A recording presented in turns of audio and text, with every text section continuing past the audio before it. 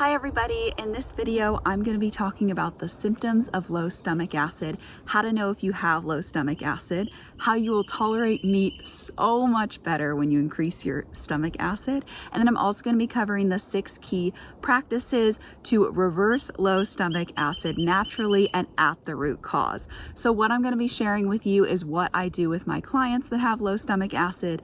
It's what helped them to improve it and then overcome their digestive and gut issues. So one example is my client Darian had really low stomach acid, and because of that she had loose stools, bloating, acid reflux, indigestion. She struggled with a lot of gut issues and just felt really crappy after her meals. And when she implemented these 6 things, she saw a noticeable decrease in her symptoms in just a few weeks. And then 3 months after doing these consistently, she was completely symptom free. She felt great after meals. She no longer had the loose stools, acid reflux, bloating, indigestion, and all those symptoms that nobody really wants. So I'm going to share those with you.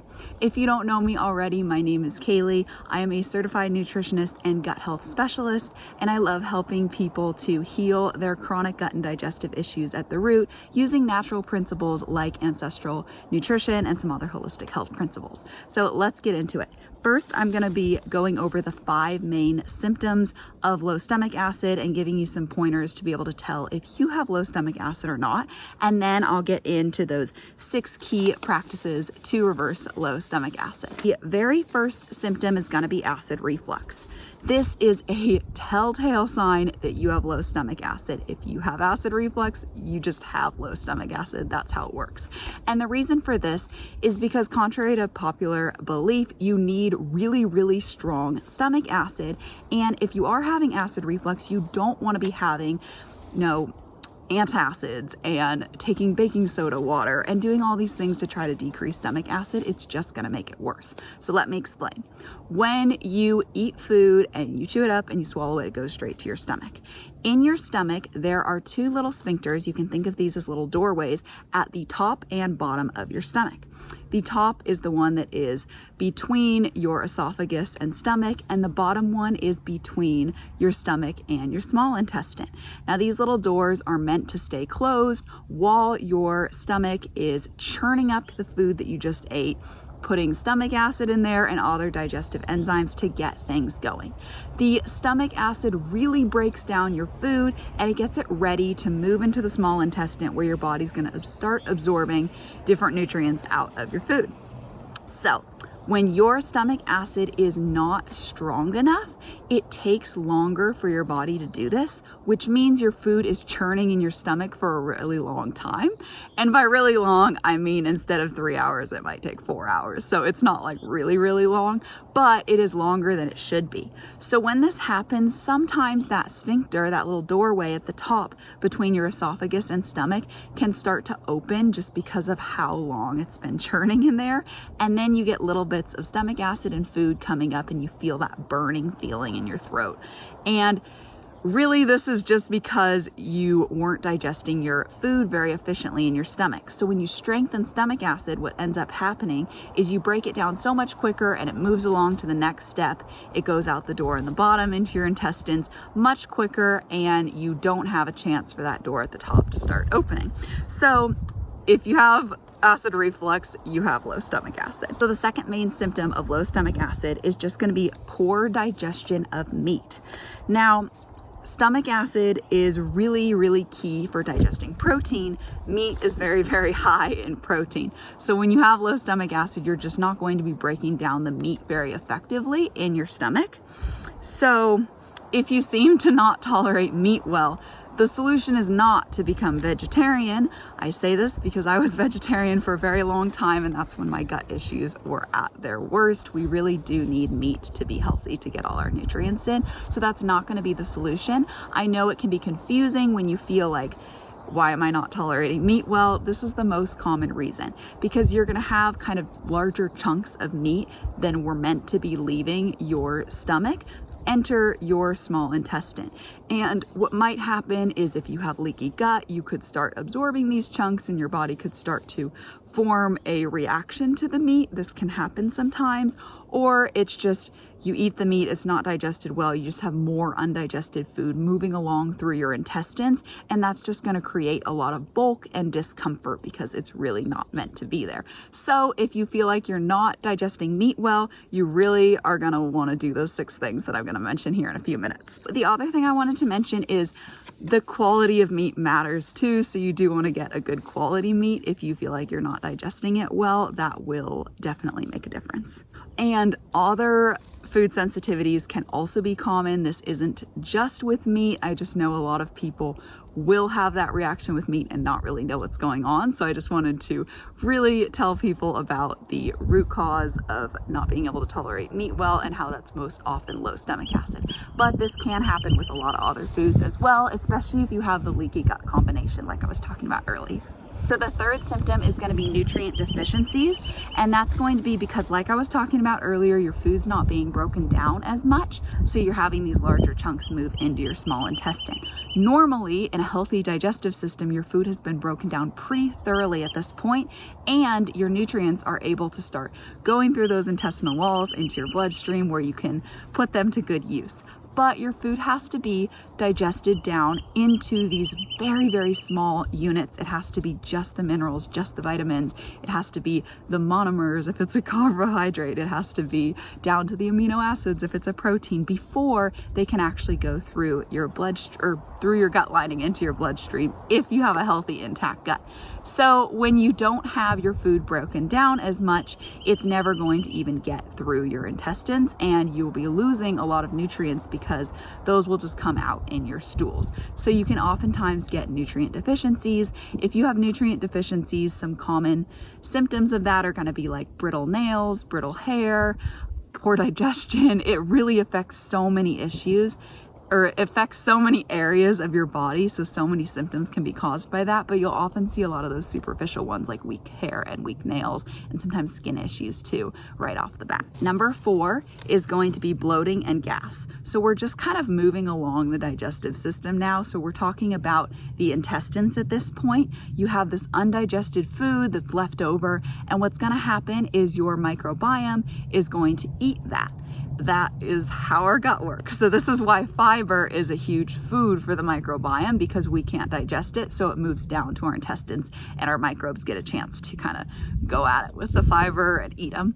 But if you have digestive issues, a lot of times you can have gut dysbiosis as well, which is a microbiome imbalance. So when you have an overgrowth of pathogenic microbes and not enough of those good guys in there.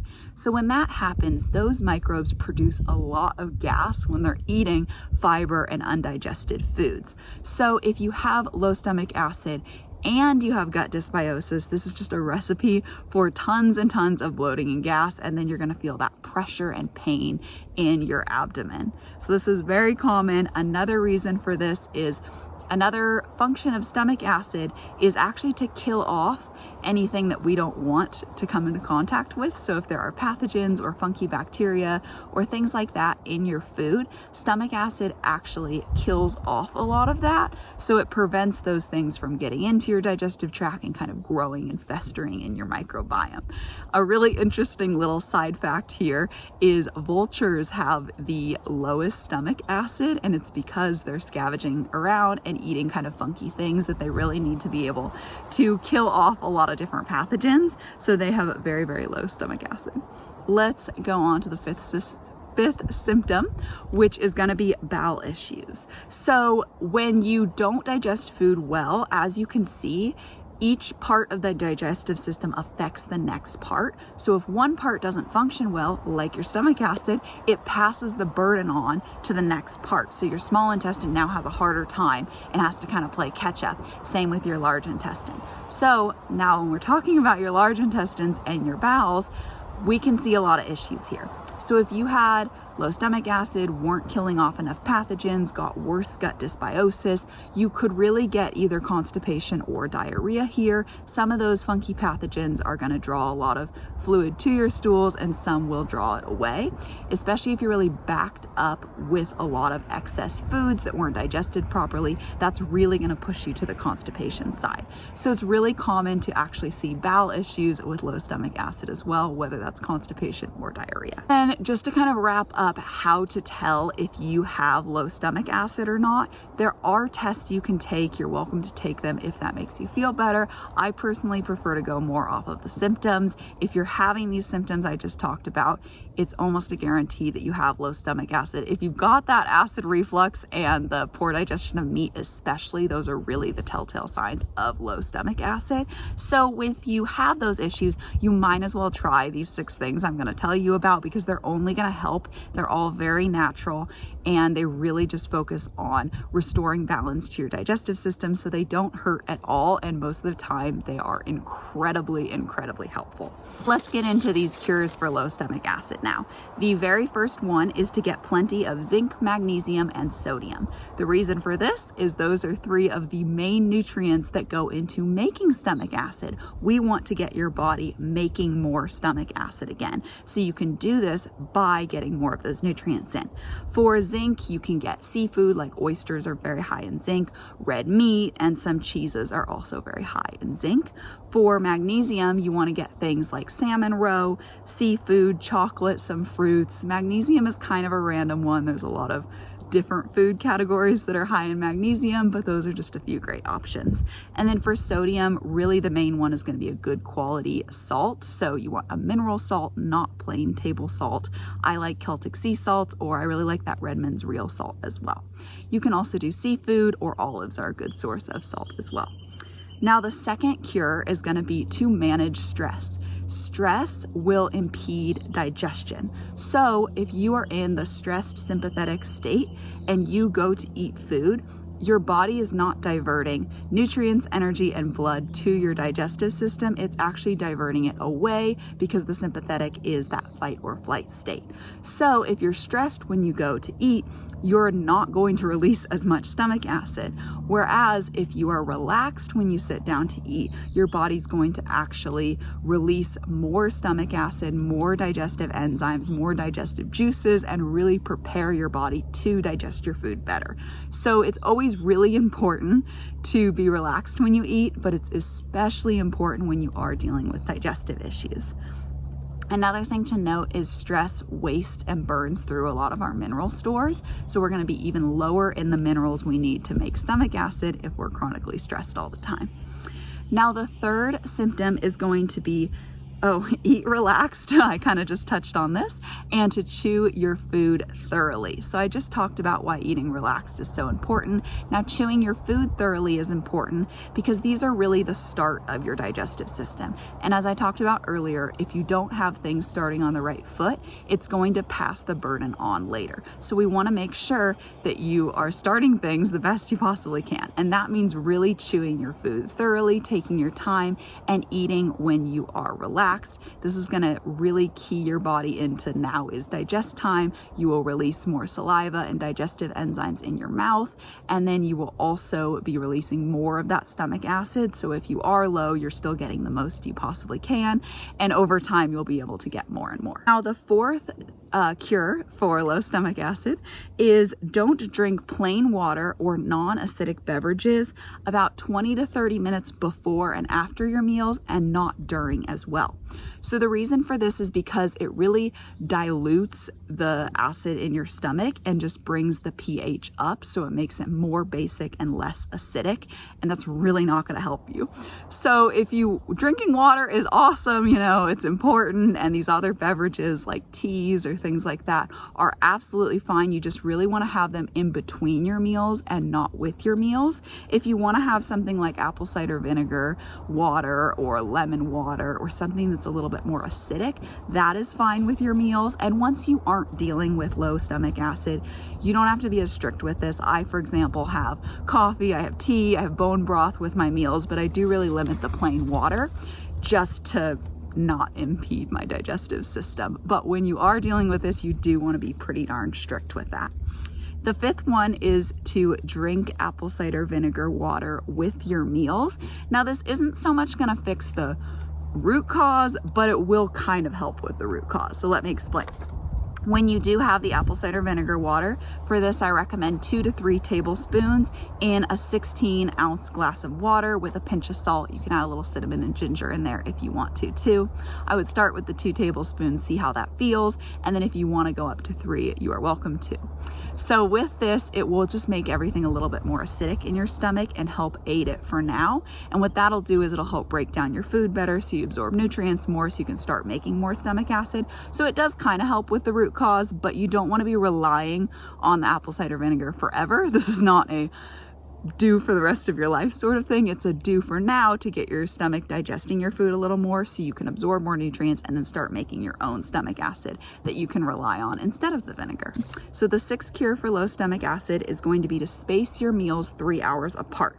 This is to allow for a full emptying of your stomach. So when you eat, it takes roughly around 3 hours. It kind of depends, for your stomach to churn and break everything up, and then for your whole stomach contents to get acidic enough for that little door, the little sphincter at the bottom, the pyloric sphincter, to start opening and allowing your food, it's now technically called chyme, into your small intestine. And when this food is coming out of your small intestine, it's going to be bombarded with this substance called bicarbonate ion, and what the function of this is to neutralize it and not make it super acidic, because your stomach acid is so low that that would burn your intestines if it was to just go straight in there. So it has to be neutralized, and it has to come out slowly to move on to the next step. So we want to allow your stomach to digest the food, get everything acidic enough, and then move all the food out into your stomach or into your small intestine before we add new food. Because if we keep snacking and piling on more food, it's just more food that's not digested yet. It's more food that hasn't gotten acidic enough, and you kind of have to start stomach digestion all over again, which is really, really inefficient, and it makes it hard to time emptying your stomach for your body. So it's really best if you just keep your meals completely separate. So once you've finished one meal, wait 3 hours from finishing before you start your next meal. You are welcome to wait a little longer. That does not hurt. It only helps, but I really would not be having meals closer than 3 hours apart.